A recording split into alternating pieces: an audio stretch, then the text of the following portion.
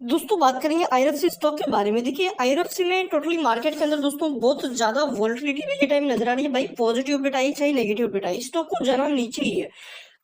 अभी के टाइम ऐसा लग रहा है कि भाई मार्केट खुलता ही गिरने के लिए, जैसा कि आप देखोगे भाई आज मार्केट 1% तक की गिरावट में चला गया था। अभी के टाइम देखिए मार्केट तो उठ चुका है, मार्केट के अंदर तो हमें तेजी नजर आ रही है। मार्केट दोस्त बहुत ज्यादा वॉलेटिलिटी दिखा रहा है। देखिए पहले तो मार्केट ने कॉल्स वालों को काटा, अभी के टाइम आप देखोगे तो पुट वालों की काट रहा है। अगर आप देखोगे भाई तो जो लोग अभी के टाइम पुट ले रखे थे देख लो पॉजिटिव आ चुका, मॉर्निंग के अंदर जो लोग कॉल ले रखे थे मॉर्निंग में पुट गया। एक बड़ी गिरावट मार्केट में हमें नजर आ रही है। देखो मार्केट करंटली देखा जाए 22,000 प्लस आ चुका है, बट लग रहा है कि 22,800 तक हमें देखने को मिल सकता है। मेन चीज दोस्तों बात कर ले आईआरएफसी की, आईआरएफसी में क्या स्ट्रेटेजी के टाइम अपनी रहनी चाहिए ताकि हम एक अच्छा प्रॉफिट कमा सके एंड जो हमारा पैसा है वो हम यहाँ पे सेव कर सके। क्योंकि अभी के टाइम आपको पता है ज्यादातर स्टॉक के अंदर आप देखोगे, चाहे टाटा को देखो, चाहे अंबानी को देखो, चाहे अदानी को देखो, सबके स्टॉक के अंदर हमें वॉलेटिलिटी देखने को मिल रही है। तो भाई समझ ही नहीं आ रहा कि करना क्या। जबकि देखो मार्च में वॉलेटिलिटी थी, मार्च के साथ साथ जो आपका मई आया ना, मार्च अप्रैल मई इन 3 महीने के अंदर देखोगे तो हमें ज्यादातर मार्केट हमें कंसोलिडेट में ही देखने को मिला, कोई बड़ी रैली मार्केट ने नहीं दिखाई है। मार्केट के साथ साथ जो अच्छे स्टॉक थे वो भी हमें यहाँ पे गिरते हुए देखने को मिले। मेन चीज आज 1% की गिरावट, बट इस गिरावट में जो मेन पॉइंट है हमारा वो है वॉल्यूम। देखो वॉल्यूम बिल्कुल ही नहीं है, वॉल्यूम 1,80,00,000 की वॉल्यूम नजर आ रही है जो कि रिटेल का ही डाटा है।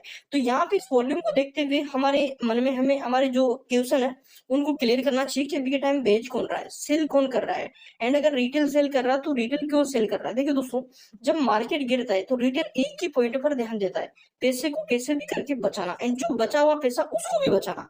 तो अभी के टाइम अगर देखोगे खासकर रिटेल ने, जिन लोगों ने 160 रुपए 150 रुपए तक यहाँ पे बाइंग करी है, वो यही सोच रहा है कि यहाँ से मैं बेच दूं एंड 140 के नीचे में खरीद लूं। अगर मार्केट रिवर्सल किया तो डेफिनेट यहाँ से ये आपको इस रेंज में नहीं मिलेंगे। ओवरऑल देखा जाए मेन जो सपोर्ट लेवल स्टॉक का 140 का लेके चल लो, 140 के नीचे जाने के चांस बहुत कम है। एंड इससे ऊपर ऊपर से हमें ये रिवर्सल होता हुआ देखने को मिलेगा। मेन चीज यहाँ पे 20 जो आपकी मई है ना भाई, 20 मई को यहाँ पे हमें Q4 के आंकड़े भी दिख जाएंगे। तो 20 मई से पहले गलती नहीं करना, मैंने आपको पहले भी चीजें समझा चुका हूँ। मेन चीज अभी के टाइम डिलीवरी 30% की डिलीवरी नजर आ रही है एंड जो बायर है वो हमें अराउंड 18 लाख के आसपास बायर है, 29 लाख के आसपास हमें सेलर नजर आ रहा है। मेन पॉइंट हमारा ये है कि मार्केट के अंदर आज क्या हुआ कि मार्केट इतना वोलेटिलिटी भरा रहा।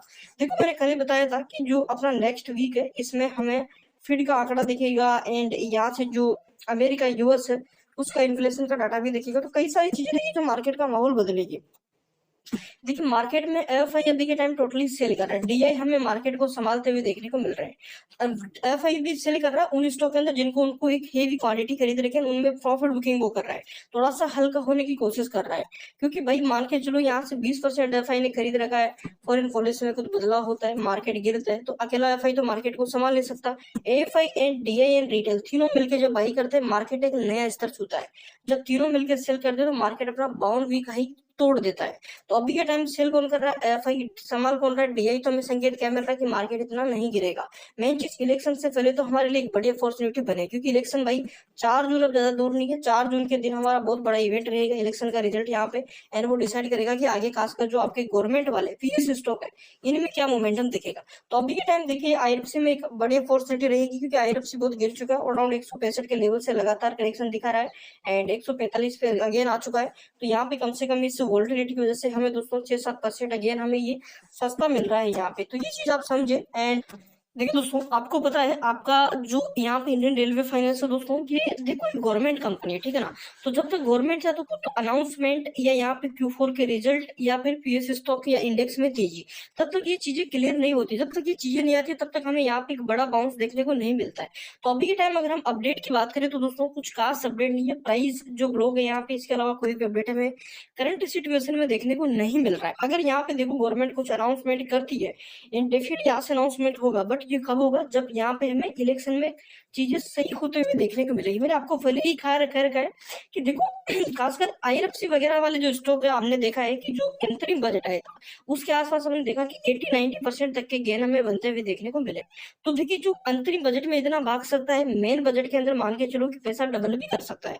क्योंकि जो यहाँ पे 10-11 लाख करोड़ का इन्वेस्टमेंट है उसका ऐलान होगा। क्योंकि पिछले बजट के अंदर हमने देखा था कि बजट से पहले ही रैली आई थी, बजट के बाद तो हमें सुस्त होते हुए देखने को मिले, क्योंकि बजट ने निराश किया था। कुछ खुल के रेलवे के रिलेटेड यहाँ पे बोला नहीं गया था, ठीक है ना।